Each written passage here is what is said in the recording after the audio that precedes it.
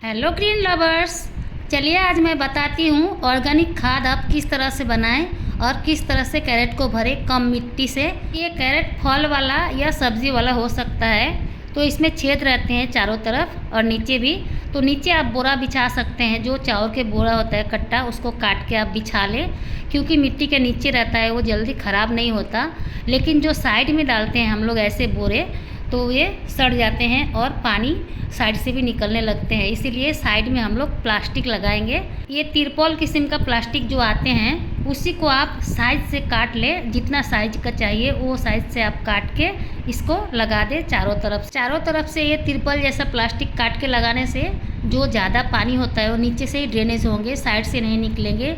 अगर बोरा लगा देते हैं तो साइड से भी निकलने लगते हैं। बोरा में थोड़ा थोड़ा छेद रहता है, इसीलिए यही प्लास्टिक को आपको लगाना चाहिए। इसी तरह से जैसे मैं काट के लगाई हूँ, ऐसे लगाने से आपका जो पानी डालेंगे पानी इसी में रहेगा, नीचे से थोड़ा बहुत बहेगा, साइड से पानी निकल जाएंगे तो पौधे में पानी नहीं रहेंगे। इसीलिए ये तिरपल को आप लगा लें और अपने प्लांट के लिए ये कैरेट तैयार करें। अब मैं बताऊंगी आप लोगों को ऑर्गेनिक खाद कैसे बनाएंगे। या तो आप इसमें सीधे प्लांट लगा सकते हैं, या तो आप 1 महीना या 20 दिन छोड़ के कोई भी पौधा या बीज इसमें लगा सकते हैं। आप सीधे भी लगा सकते हैं, इसमें कई साग का अगर बीज रोपना चाहते हैं तो सीधा आप लगा सकते हैं। अगर कोई पौधा या प्लांट बड़ा प्लांट रोपना हो तो आपको 20 दिन या 1 महीना रुकना चाहिए, ताकि नीचे जो हम लोग डालेंगे वो सब डिकम्पोस्ट होकर अच्छा सा ऑर्गेनिक खाद बन जाए और ऊपर से खाद ना देना पड़े। मैं जैसे बता रही हूँ वैसे अगर आप रोपेंगे तो आपको कम से कम 6 महीना या 7 महीना कोई खाद नहीं डालना पड़ेगा। जो इसमें डालेंगे उसी से नीचे खाद बनते जाएंगे। हाँ, मिट्टी अगर बैठ जाए नीचे, आप ऊपर से थोड़ा मिट्टी डाल सकते हैं, लेकिन खाद इसमें नीचे बना हुआ रहेगा।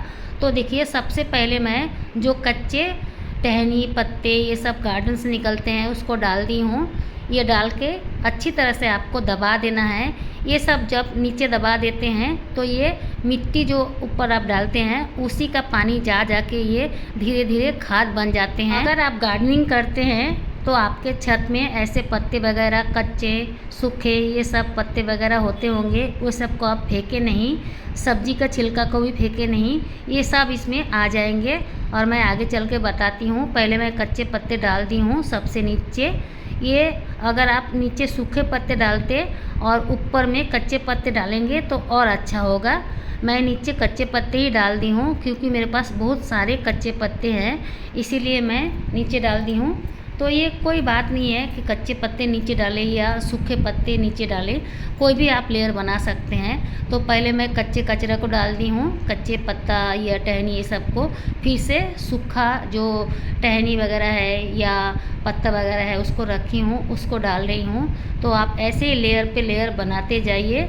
जैसे एक लेयर आप कच्चे पत्ते का डालें, फिर उसमें थोड़ी सी मिट्टी डालें। मैं मिट्टी नहीं डाल रही हूँ क्योंकि मेरे पास मिट्टी कम है, मैं बता दे रही हूँ आप लोगों को आपको कैसे बनाना है। जैसे एक लेयर कच्चे पत्ते का डालें, फिर मिट्टी का डालें, फिर सूखे पत्ते डालें, फिर मिट्टी का एक लेयर डालें, फिर आप इसमें सूखे पत्ते या कच्चे पत्ते डाल के एक लेयर मिट्टी का डाल के, फिर ये जो सब्जी का छिलका मैं डाल रही हूँ उसको लास्ट में डालें। लास्ट में डाल के इसके ऊपर मिट्टी डालें, मिट्टी डाल के इसको अच्छी तरह से दबा दें। देखिए, जो सब्जी का छिलका है किचन में निकलता है, सारे छिलके आप डाल सकते हैं, चाहे आम के हो अनार के हो। जैसे आम मीठे होते हैं उसका भी छिलका आप इस्तेमाल कर सकते हैं खाद के लिए, वे कुछ खराबी नहीं करता। लेकिन इसमें कुछ आपको डालना होगा जो मैं अभी आगे जाके बताऊंगी। मैं नहीं डाली हूँ, लेकिन आप लोगों को मैं बता दूंगी क्या डालने से अच्छा होगा। तो सब्जी का छिलका डाल दी हूँ, ऊपर से फिर से सूखे पत्ते डाल दी हूँ। मैं जैसे लेयर बना रही हूँ, आप ऐसे अगर लेयर बनाएंगे तो हर लेयर के ऊपर थोड़ी सी मिट्टी का छिड़काव कर दे या राख का छिड़काव कर दे, तो बहुत अच्छा ये खाद बन के रेडी होगा और अच्छा से आपका प्लांट ग्रो करेगा। मेरे पास मिट्टी का कमी है, इसीलिए मैं सीधा इसी को डाल रही हूँ और ऊपर से थोड़ी सी मैं मिट्टी डाल रही हूँ।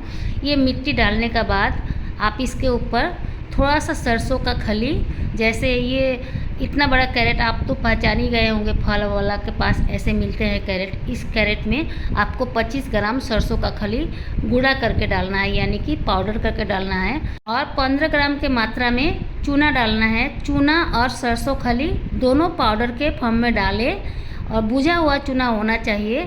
ये दोनों डाल के मिट्टी के ऊपर जो आप मिट्टी बिछाए होंगे उसमें थोड़ा हल्का सा हाथों से मिला दे, ऊपर से पानी डाल दे। पानी डाल के इसको कहीं रख दे शेडी एरिया में जहाँ पे धूप कम लगे और रोशनी हो, तो ये खाद अच्छी तरह से बन के तैयार होगा। अगर आप सीधे इसमें कोई साग का या सब्जी का बीज लगाना चाहते हैं तो लगा सकते हैं। उसमें चूना और सरसों का खली ना डालें, सिर्फ मिट्टी में ऊपर से छिड़क दे जो बीज होते हैं, तो वो अच्छे से ग्रो हो जाएंगे और चलेंगे भी और कुछ आपको साग खाने को मिल जाएंगे। Bye friend.